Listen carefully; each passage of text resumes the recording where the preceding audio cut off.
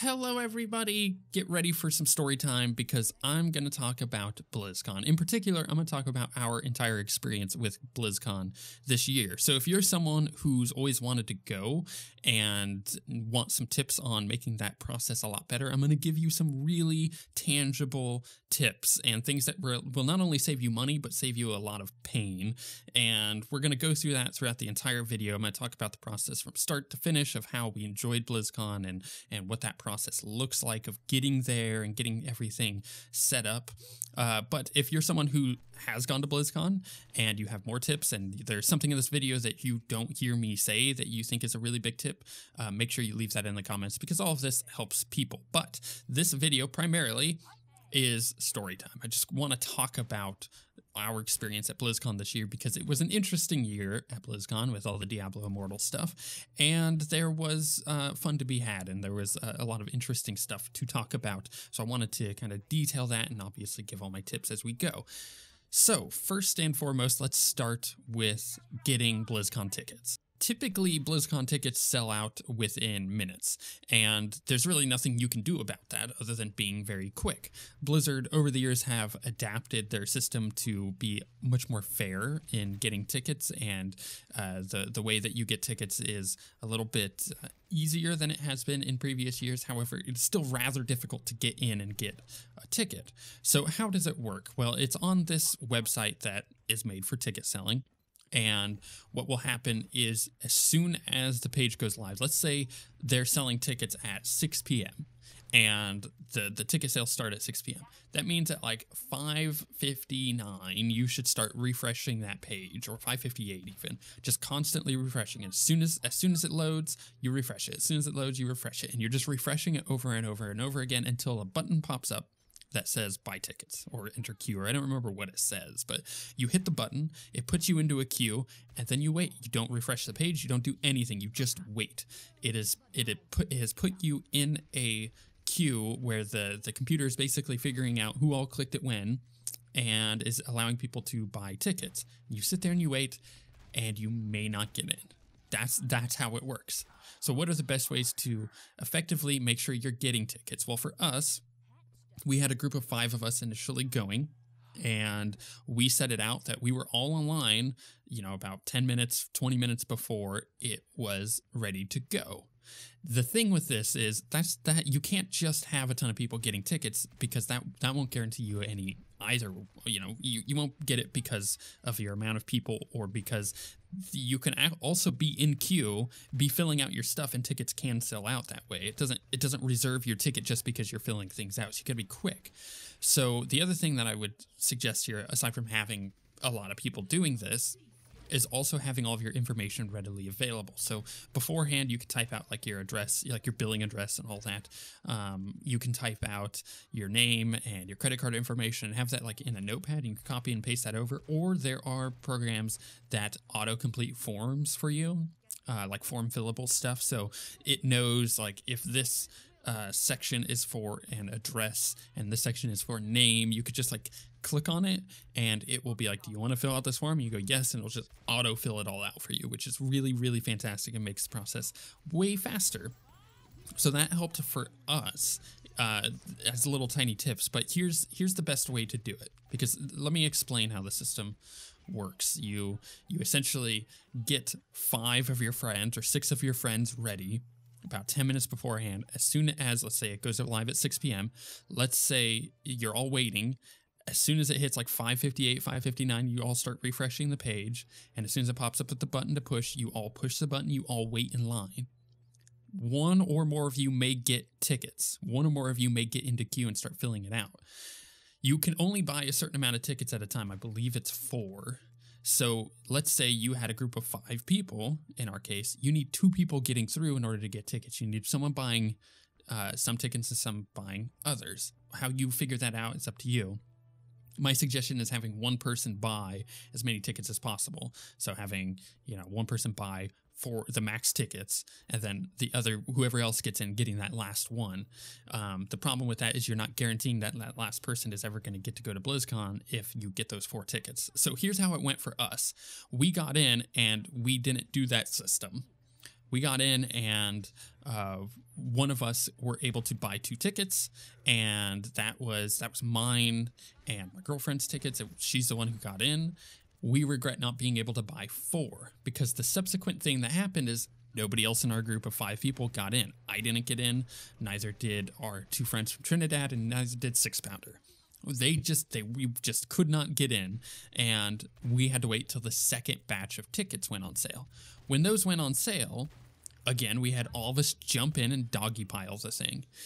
This time, many of us got in, like an absurd amount. I think all of us got in at one point to get tickets, and we really only needed to buy 3 tickets. So 2 of them were purchased, and then 1 of them was purchased in 2 separate transactions, and that's how easy that was. We were all ready to go to BlizzCon. However, last minute, about 3 months beforehand, someone else decided they wanted to go with us. Now, BlizzCon tickets weren't going to go on sale again. Those were the 2 final sales, but we had spot where we were staying, and they wanted to come hang out with us, and they would just go to Universal Studios or something in the meantime while we were at BlizzCon. That was the plan. And then the 3rd ticket sale was announced, and we all 6 of us at this point jumped in, doggy piled it, and managed to get someone a ticket there. So we got all 6 tickets by just essentially spamming it and zerging it. And my tip for you is to buy as many tickets in one transaction as possible. If you end up getting, let's say there are 6 of you going, and you end up getting 8 tickets. Well, you have 2 extra tickets that you can give to friends. And by give to them, I mean obviously sell to your friends in order to get them to go too. And if nobody else wants to go, you can find something. You can figure out people who that would love to go to BlizzCon and get that process figured out. And then you don't end up losing any money on the tickets. So that's the best way to do it. But I do not advocate selling tickets on eBay or anything like that, because that is against the terms of service, obviously. So that's how we got our tickets. How did we figure out where we were going to stay? That's the next big thing. So when you go to BlizzCon, you get your tickets. Now you got to figure out where you're going to stay. Conveniently, there are a ton of hotels right near the convention center because, Disneyland is right there, and there's just a lot of other stuff going on in Anaheim. So there's a lot of hotels that you can stay at if that was your prerogative of something that you wanted to do. But if you're going with a big group, a hotel isn't really the most cost-effective way of doing it. So let me explain that. If you're going with a big group, imagine you have 6 people and you split off into 2s, and you're like, okay, we're going to get 3 hotel rooms. That means you're spending 3 times the amount that you would if you went a different option. So in our case, and something I highly suggest using, is Airbnb. What it is, it's a website where you rent out what is essentially houses or apartments or whatever the case may be. You're renting actual living spaces that you get to stay at. So instead of staying at a hotel room with hotel service and everything like that, where they come and they clean the room or whatever, you're essentially just renting out a house that you would normally live in. And at a hotel, you typically get your breakfast and stuff in the morning, but you still have to worry about food in the evening and stuff, and you can't really make anything in a hotel. Well, at an Airbnb, it comes with, or a B&B in general, it comes with a fully equipped kitchen, so you plan your own food, how you're going to make your own food and stuff like that. And for some people, that seems like a big hassle and you won't want to do it, but it does save so much money. So let me give you some prices. For us, for all 6 of us, if we wanted to get Airbnb, which we did, for 3 bedrooms, which was more than enough to cover us. One of the bedrooms had 2 beds. There were 2 king-size beds in the other 2 rooms, and then there was a couch that had a fold-out bed, and there was even an inflatable mattress if you really needed it. So for 6 of us, we only used the 3 rooms, and it ended up working out where each of us, for an entire week, for 7 days in Anaheim staying, was only $315. And that was for the Airbnb just period. we didn't have to worry about getting all these different hotel rooms and stuff like that. We just had our own place. So what's the next step in this? You have to figure out your food plan. So for 6 of us there, we could easily, go down to the nearest Costco and just buy a ton of food, like a couple pizzas, maybe a thing of like chicken wings, and we got like a big thing of taquitos, and there were some other things like a lot of salad. And what you're gonna do is you're gonna plan out what you're gonna have each night for dinner, and what of that you can use as leftovers for lunches and stuff, and then you kind of figure out what you're going to be eating each day. Obviously, when you're actually at BlizzCon for the 2 days, you're not going to go back to your Airbnb until night, so you don't have to really worry about eating on those 2 days. You have to factor in that you're going to be eating out for those 2 days. You're going to be eating anywhere near the convention center, or you're going to be going and getting fast food or something like that. But for every other day that you're there, factor in breakfast, lunch, and dinner. And on the days that you plan on doing other things that isn't BlizzCon, factor in where you're going to go to eat and, when you plan on doing that on each day. At that point, you'll have a pretty good idea of how much it'll end up costing. For us, at this point, factoring in food, it was about $350 for each person, because you're splitting that cost with all 6 people. So the price actually is very reasonable. So for staying 7 days in Anaheim, a place to stay, and food for that week for eating, it was about $350. When it comes to eating out, you have to add that on. So it gets up to closer to, the $400 range once you do that, and you factor in your rental car. For us, we did a rental car. You obviously don't have to do a rental car, but if you're flying in from LAX, you're looking at prices for Ubering or taking public transport all the way down to Anaheim. That's about an hour to an hour and a half drive, depending on traffic and stuff like that.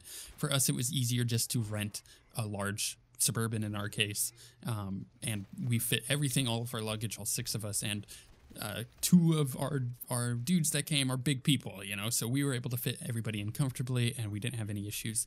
The rental car was the way to go for us. We used Enterprise. I've used other rental stuff in the past, and it's awful. So Enterprise has been the first one that has been the smoothest transition. We walked in, we gave them our information. They took us out to the cars. We picked out a car. We told them that we needed a big car when we did it online. It saved our reservation. But once we got there, we got to pick which one we wanted. We did that, and then we took off, and it was done. We weren't there for more than 10 minutes, and it was actually a really nice process.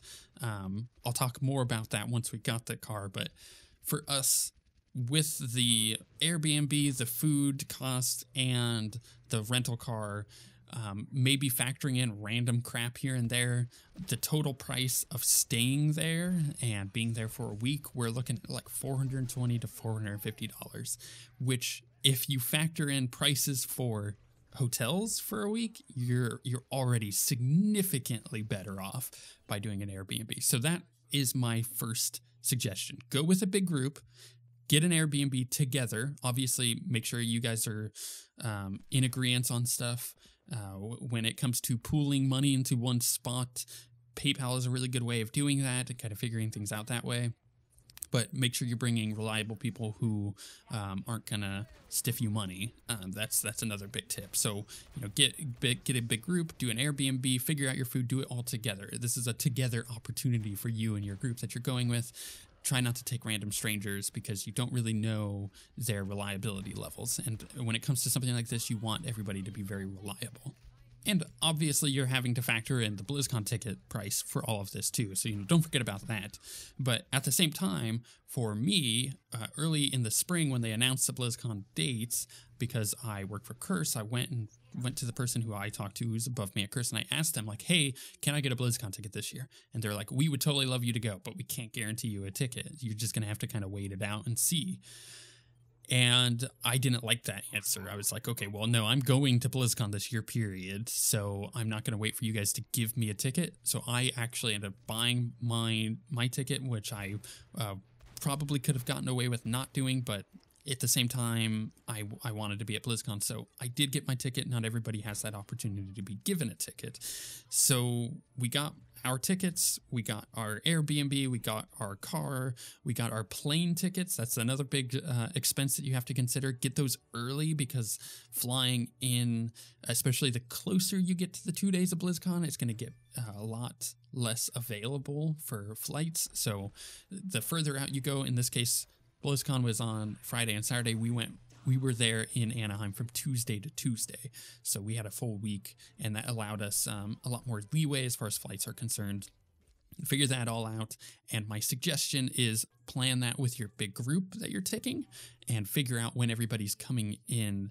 Try to come in all on the same day, all within a few hours of each other, if that is possible, because that makes that process a lot easier. You know, you all meet at the airport, which is what we did, and then we go pick up the car, and then from there you go to the B&B, and you're good to go. You know, you're there for the week, and the next day, because you're probably going to get in pretty late, would go get food and do it that way. So let me tell you what happened for us now that we've gotten all that out of the way, the setup. We got there on Tuesday, early afternoon, like kind of morning-ish. I flew out of the East Coast. We had a couple people flying out of the East Coast, and then our friends from Trinidad had already been in the United States for a week. They were up in Seattle visiting family. They were flying down from Seattle, and we had another guy who was flying down with a connecting flight from Seattle. So everybody was basically going to be within 3 hours of each other showing up to LAX. And we all met, and I met our two friends from Trinidad for the first time at that point, and I met one of our friends who we've been raiding with for a long time since then. So it was kind of cool to meet them for the very first time and do it in the airport. And that may seem kind of scary if you've never done that before, but trust me, it's a lot of fun. I've met plenty of people that I've been playing with for years, and it's always an awesome experience. I love it. But you get that first day where everybody's flying in. We did that.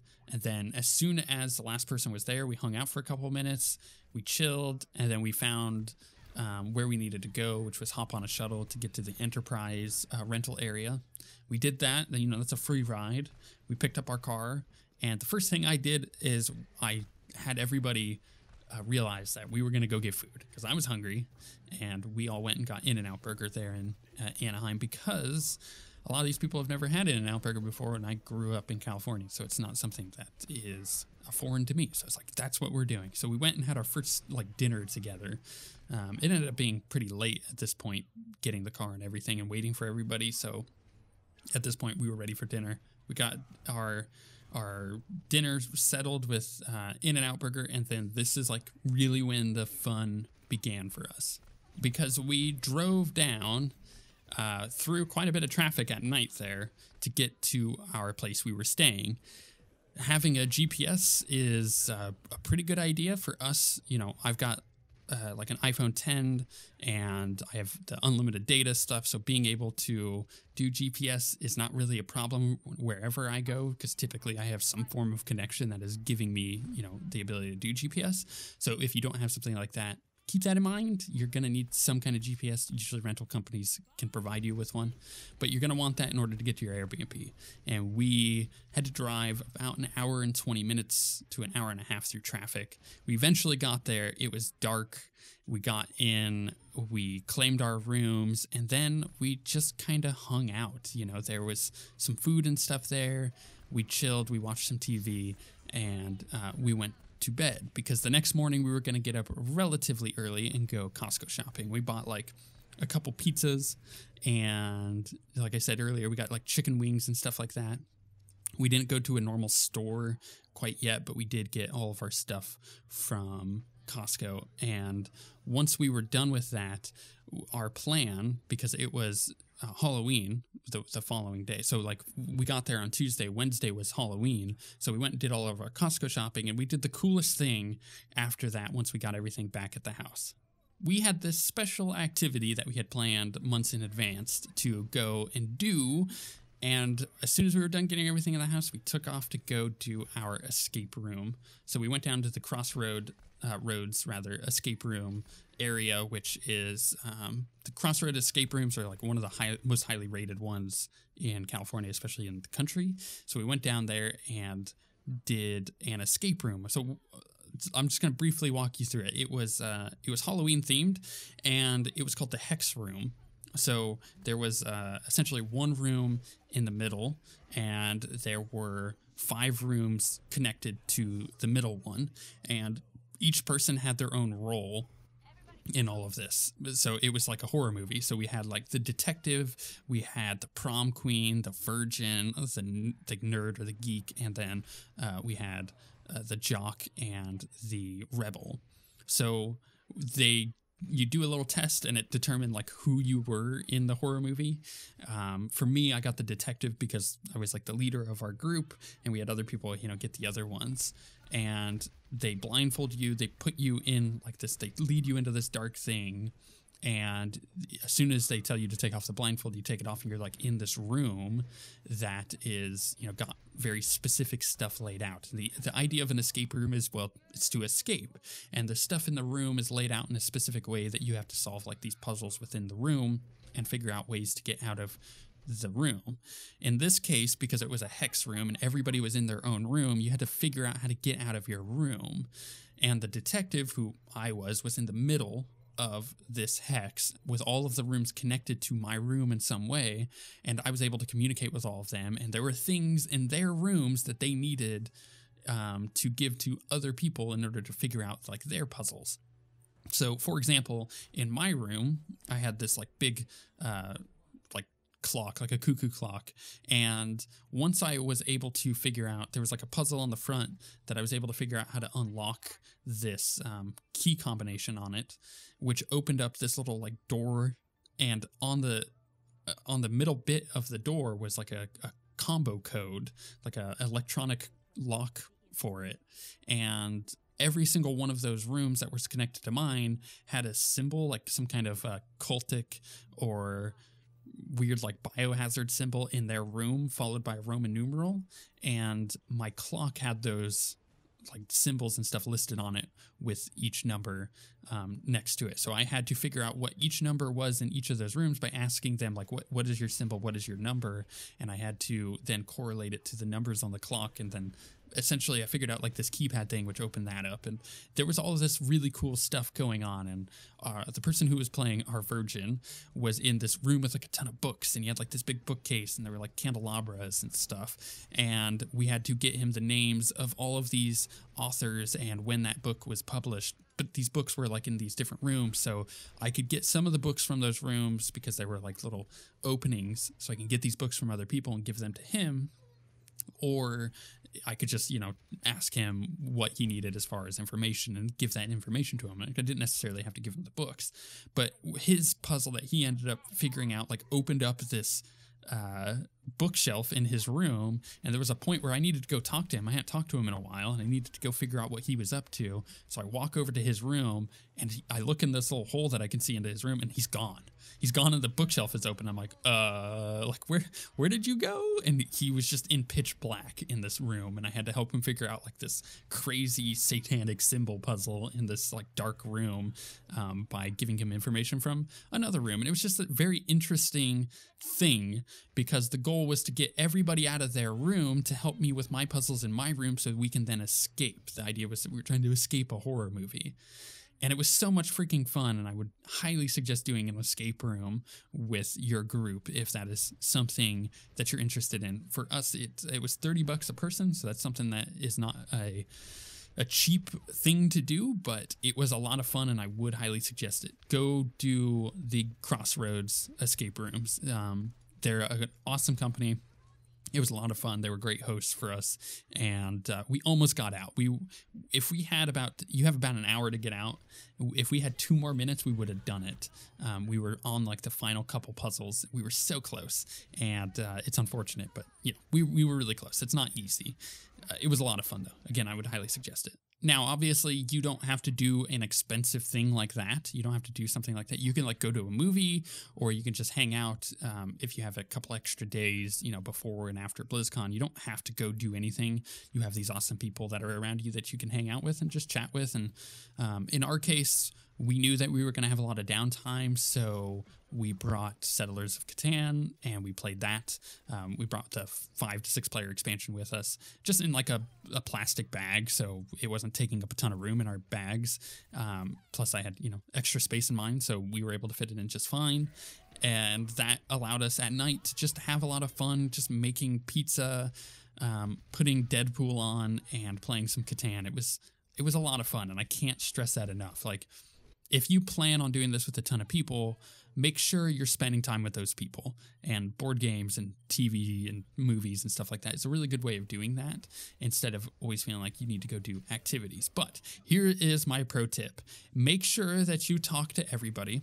And in case of our group, where you have some couples who are with each other, the 2 from Trinidad are married, and then we had me and my girlfriend, and make sure that you discuss with people beforehand who may be single in the group or may be couples, that you should never feel that you have to hang out with everybody, because some people just need a break, and you're going to be with each other for a whole week. If you ever feel like, hey, I just want to go lay down in the bed, but you're feeling guilty and obligated to hang out with people, don't do that. Just make sure you have a discussion beforehand where you say, hey, it's okay if you just want to go lay down, or if you just want some alone time. Like, that's totally an okay thing to do. Never feel obligated to be hanging out with people just because you're there with them at BlizzCon, right? You're going to see them all week. You can take some time to yourself. So Wednesday night was a lot of fun. We played some games, we hung out, we watched a movie, but Thursday morning we needed to get up early, because we needed to get down to the convention center and get ourselves our BlizzCon badges. So for this, you have to go down to the convention center, which means if you're renting a car like we are, you have to find parking. There is convention center parking that you pay for. It's $16 for the entire day. So if you're going to be parking, make sure you're going to be there a while, and you can obviously split that with your group if you need to. And we parked, we got down to the convention center, we walked down, got through security, and we got our badges like immediately. There was no real line for that. They were very quick and efficient with what they were doing. We didn't have any issues. So we got our badges, and then we hung out, and there was the BlizzCon store. So they have this huge area that is essentially a giant line, and while you're sitting in line, you can look through this little brochure, this catalog of stuff that they have there at BlizzCon. Some of it exclusive to BlizzCon only, some of it not. Some you could buy on the store beforehand, and you could sit in line and you can purchase stuff. We had pretty much our entire group wanting to buy stuff, so we sat in line for about 2 hours, standing around in line, trying to wait to get our stuff. We had picked out what we wanted within like the first 10 minutes waiting in line, and then from there we just kind of hung out and talked and argued about how much our feet hurt compared to each other, and it was bad. It was a really bad waiting time that was rather boring. And if you're gonna do that, there are 2 lines, at least there were this year. There was the blink ordering, which you can order online and then go pick it up, and then there was also a way where you can just order it to your house if you really wanted to do that by just doing it online, not having to wait in line. But obviously you're not going to get your stuff there. So if you're planning on getting stuff from the BlizzCon store and it's stuff that you can get from their online store, I would suggest doing that, because you're going to run into space issues with luggage. Our friends from Trinidad, they deal with pretty heavy import tax, so buying stuff from online is expensive, and the best way for them, the most cost-effective way for them to get something is to get it there at BlizzCon and then buy an extra luggage to check and just take that back with them. So that's what they did. We had people in our group buying the statues. There's a couple Sarafang statues that were purchased. There were steins. There was a lot of money being spent at that store, and there was a lot of extra stuff that needed to be stored. There's a couple people who needed to buy more luggage for storing their stuff, and it was kind of cool to see all of this stuff in person, like the statues. But for me, I got a poster. I got the cool Diablo poster, and I got a t-shirt, and that was that. That's all I needed.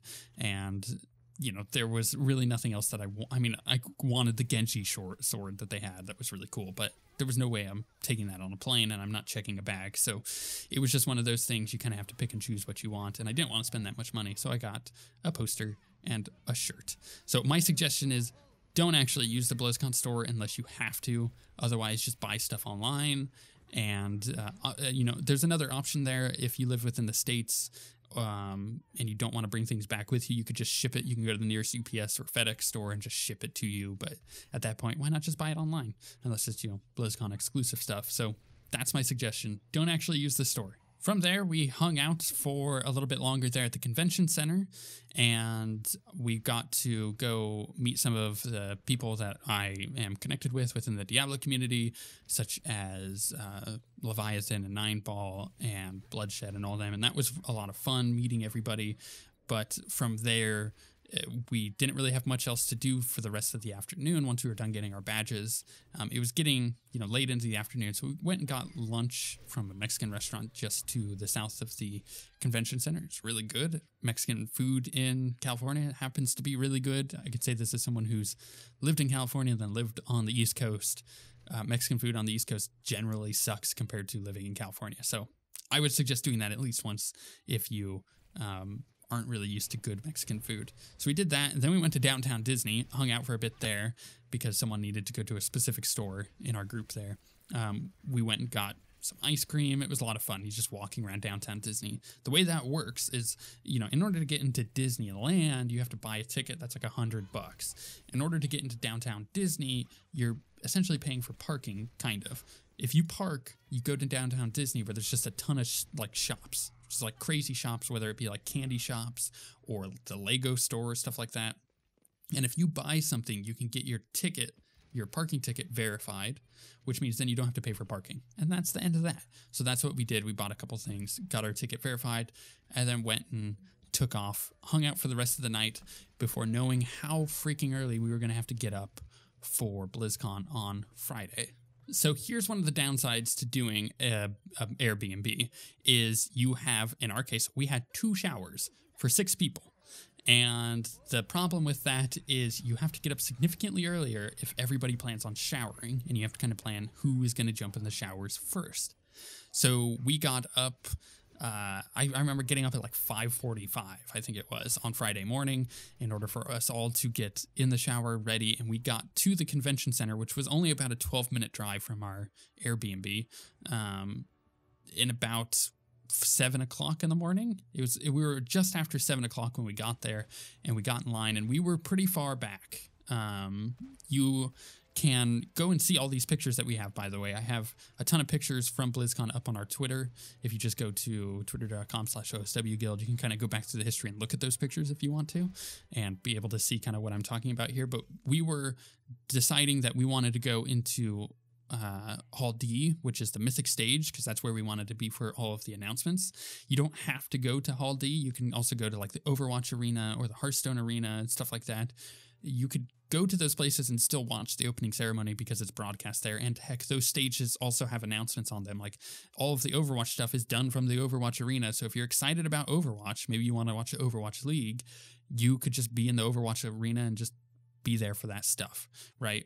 And watch the rest of the broadcast from the Hall D opening ceremony in whichever area you want to be in. That's probably the best way to do it. For us, we wanted to be in Hall D at the Mythic stage, 1, because it's cool, and 2, because we were excited for a Diablo announcement. Funny how that ended up going, but we wanted to be there in order to see kind of how the What's Next panel was going to go. So we decided we wanted to go in where everybody else wanted to go in, essentially, and we waited in line. And the way they do it is you're all sitting outside the convention center, and they slowly let groups in at a time. So the doors open at 9 a.m., and the convention starts at 11. So they let groups in, and then you all kind of slowly trickle in and find your seats. If we had gotten there an hour, maybe an hour and a half earlier, we would have been front and center in the Mythic stage, but we got there about 7 a.m. and were like off to the right quite a ways. So I would suggest getting there rather early if you can, and just doing it that way. So just get up even earlier, get there at like 6:30, and you'll be good to go if you really want to be like front and center at the Mythic stage. If you're not wanting to do that, don't worry about getting up that early. That is my tip. We got in, we watched the Mythic stuff, and the night before, we set out a schedule, and I would suggest doing this for you guys. if you have a group of people, set out a schedule where everybody's going to be ahead of time just to know, and keep in contact with each other. So we knew, like, some people wanted to go watch Overwatch stuff. Some people wanted to go watch, like, the voice actors panel. So we had a schedule laid out of these are the panels that are happening at each time that people are going to be at for us. And if any plans changed, we would text each other and be like, hey, I am no longer going to be at this panel. I am going out to, like, get lunch, and, you know, I'll be out at the food trucks or whatever. So have a plan for everybody, know where you're going to be at any given time, even though plans change. Just be flexible enough to be able to text each other and just let each other know where you're going to be at, because as much as BlizzCon is a fun, friendly place to be, and you're there for the community and the people, we saw at the Madden event earlier here in 2018 that sometimes people are just evil and bad things can happen. So you want to know where anybody's at any given time in your group, just in case, and always have a place to meet up. For us, if anything happened, our meetup point was at our car, which was a pretty good distance away from the convention center, at one of the parking garages, and it would have been a safe spot to get to. So just have a meeting spot and know where everybody's at any given time, just so, you know, you're safe. Be safe. That is my suggestion to you. As far as actual, like, BlizzCon stuff is concerned, there was a handful of panels we went and saw, but there was a lot of hanging around, and because of the Diablo news, there was a lot of talking to other people within the community that all do kind of the same thing that I do. So I ended up missing a couple panels because of that, because I was just having good conversations with people and going back and forth and kind of talking to people about Diablo Immortal and going and trying the demo area. That's another thing to plan for, is some of the gameplay demos had a really long line. So, like, they had... for instance, they had the Warcraft 3 Reforged demo area. That was like a 2-hour line if you really wanted to wait to play it. And they capped the lines off at the end. So, you know, if you're planning to go to those at a time where you're not really having anything that you want to do, or at a time that, you know, everybody else is going to be busy and maybe not wanting to be there. So those are good times to go to those demos. Otherwise, if it's something like the WoW Classic demo, which you can go play at home online afterwards, then don't worry about playing it there on the show floor. It's not going to be worth it. It's not going to be worth the wait. Because at BlizzCon, even though you're going for mostly panels and stuff, and there's not a lot of waiting, is there, like at PAX, there would be a lot more waiting around. At E3, there's a lot more waiting around than there is at BlizzCon, because it's kind of a different kind of convention. But my suggestion is bring some kind of insole for your feet, because the amount of standing around you're going to do is going to surprise you, and it is really painful. My left ankle was killing me by the end of Saturday night, and it was really hard to walk around for the following week. So I would suggest being really careful. Just bring something for your feet. Bring really comfortable shoes, because you're going to do a lot of standing around regardless if you're waiting in demo areas or not. Another tip is, if you're going to be wanting to watch a very specific any kind of panel, like for instance, you want to watch the WoW Q&A panel and you want good seats for it, well, kind of look at the panels beforehand, a couple hours beforehand, see which ones are not going to draw a lot of people. You'll notice them based on, you know, the titles or whatever game they're presenting, and plan to have someone go to one of those to sit at it. So as soon as everybody starts leaving after that panel, you can go and snag a good seat for the panel that you want to be at, and then just hold those seats there in that hall until, you know, until that panel starts. There's other things that, you know, your group can be doing. So if you have one or two people sitting and waiting and watching a panel, if they're cool with doing that, then they can go ahead and do that. Otherwise, you know, expect to get pretty bad seats if you're not getting there on time for these panels. And the panels that are not necessarily ones that you feel like you have to be at, don't go to, because you can watch all this stuff online once you're done. Go to the ones that you want to be at, that you want to be there for physically, and then go from there. I think that's another good suggestion. Getting to BlizzCon on Saturday morning, you really only need to be there once you feel like you need to be there. But if you want to get there early and you have a rental car and you're looking to get parking, like good parking, make sure that you get there a little bit earlier than you think you might, because that will just help out with that entire process. So with that said, you know, you've got essentially BlizzCon is a lot of sitting around, a lot of going to panels, and a lot of just kind of planning out your day, making sure everybody knows where you're going to be and just being safe. But when it comes to eating at BlizzCon, do not eat from the food trucks. So out in the big courtyard, they park all these food trucks for lunch, but they are so not worth it. There's like a couple thousand people all sitting there waiting to get food, and you're getting this like tiny bit of okay-ish food for like $20. Do not eat from the food trucks. Worst idea ever. Instead, what you want to do is go and eat. If you can't go anywhere, like if you don't want to leave the convention center to pay for parking again, for instance, or if you don't want to go walking a huge amount of distance in order to go eat, my suggestion is to go over to the Marriott, which is the hotel like right across from the convention center. They have a food court. They have signs outside that's like, hey, there's a Starbucks, there's a Baja Fresh. There's more stuff than that in there.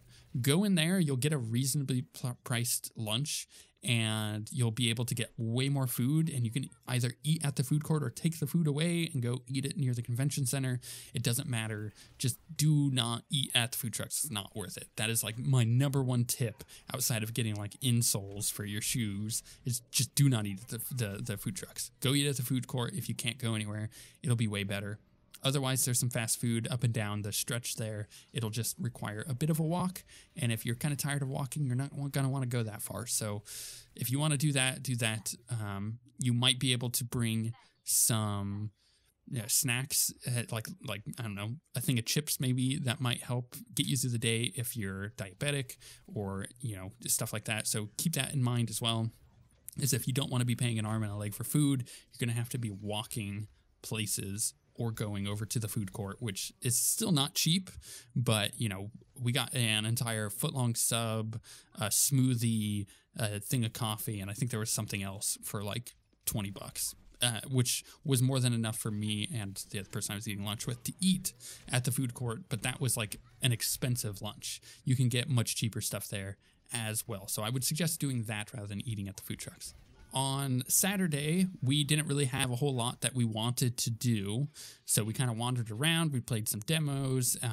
We went and checked out the different areas we hadn't seen at BlizzCon yet, and a few of us went and sat and watched the global finals for StarCraft, and it was really awesome. It was so cool being in that room because for the first time ever at BlizzCon, a non-Korean won the global championship, and it was such a cool freaking moment to be in that room. And if you're not interested in esports, or maybe you're mildly interested in esports, I would suggest at least watching one finals at one of the games, whether it be Overwatch or Hearthstone or Heroes of the Storm or WoW or anything like that. Just watch one of the finals because it's a whole different experience being in the room compared to not being in the room.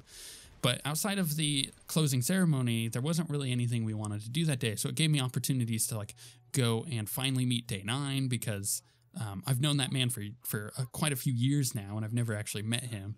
And I had a really cool moment meeting him because there was a lot of people hanging out. He had meet and greet stuff, and I was like, he's got no idea what's about to happen because he has no idea what I look like, but he knows me. So it was a really fun experience to watch people like meeting him and having like these really awkward interactions with him and being really nervous and stuff, and me just sitting there being like, oh man, I can't wait to say hi and chat with him. And finally, I kind of, you know, people were crowding around him, and he was just kind of saying hi, and everybody was enjoying each other, and it was a lot of fun. And I kind of snuck in and told him who I was, and there was an audible gasp, and it was a lot of fun to have people who recognize me from being on his channel at points, and people who recognize, you know, who I am and who understand what I do, and are people who, you know, follow both of him and I, which was surprising, but people who knew who I was, and we got to have a fun little chat there before leaving, and it was really cool just meeting people that I've known online for years and have never actually met in person. So, you know, Day 9 was one of those that I really enjoyed meeting, and if you ever get a chance to meet that Goliath of a man, I would suggest doing it. He is freaking tall. Like, I am just under 6 foot, and if you go and look at our pictures on Twitter, you can see a picture of me and him together, standing next to each other on level footing. I am almost 6 foot tall and he just towers over me. He's a big dude, but I would suggest meeting him. He is a lot of fun. After that, we, did the closing ceremonies. We decided we wanted to watch Lindsey Sterling out of the 3 because Train wasn't that big of an interest to us. But Christian Nairn, he was in the Overwatch arena and it was full. There was no way we were getting in. We tried, but in the end, we essentially watched Lindsey Sterling, then hung out for a bit, and then we took off from BlizzCon. And it was a cool experience.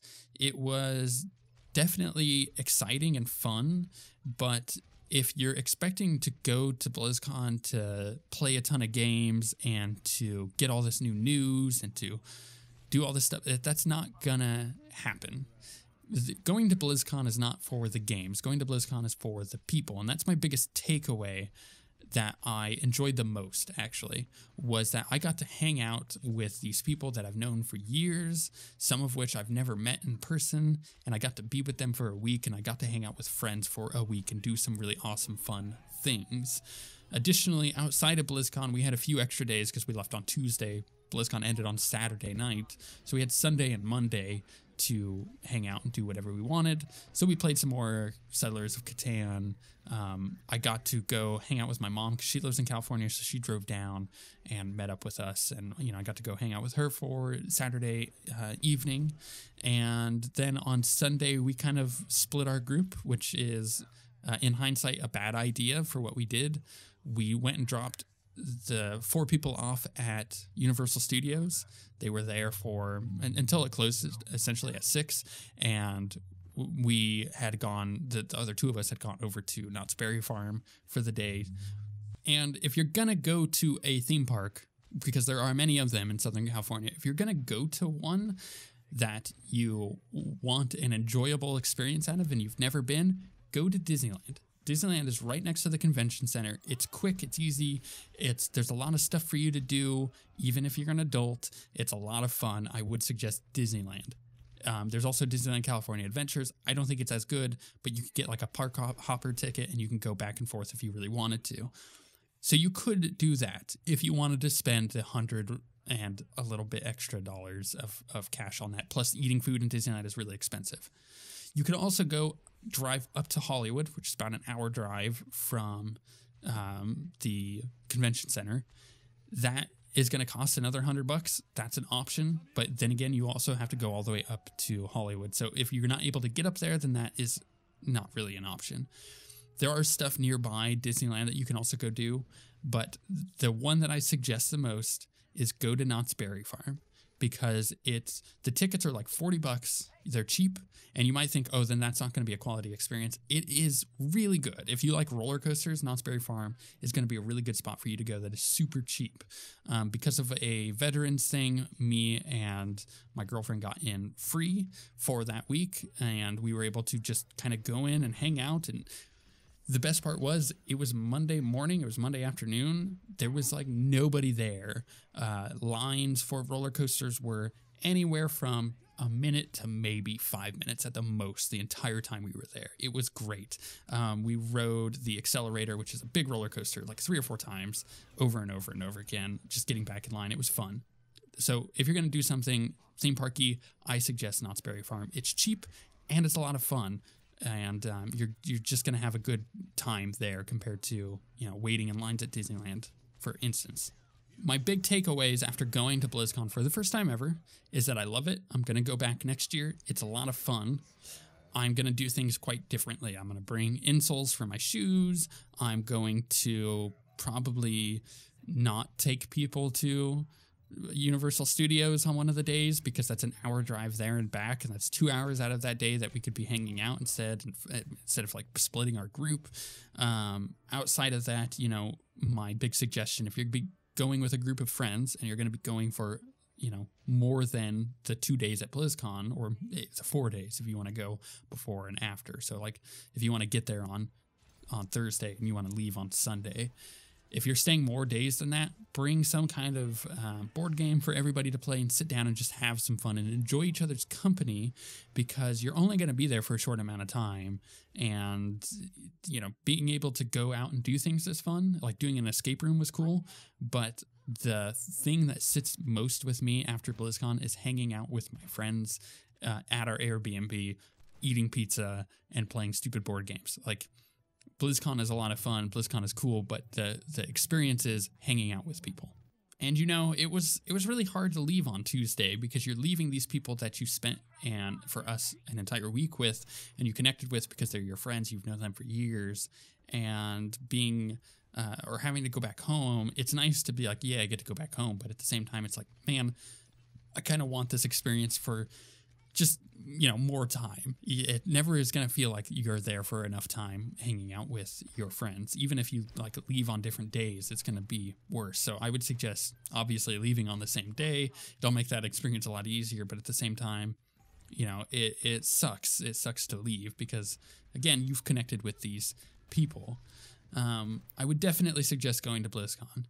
And if you're going to try to go next year for 2019, make plans in like February and March of who you're going to start bringing, when you want to get together to start discussing things, start looking at Airbnb stuff, start planning stuff ahead of time. So if you get your tickets, you can just start booking things like back to back to back, and especially financially plan this out. Have this money set aside so you can get this done with, because that will make the whole process way smoother and way less stressful.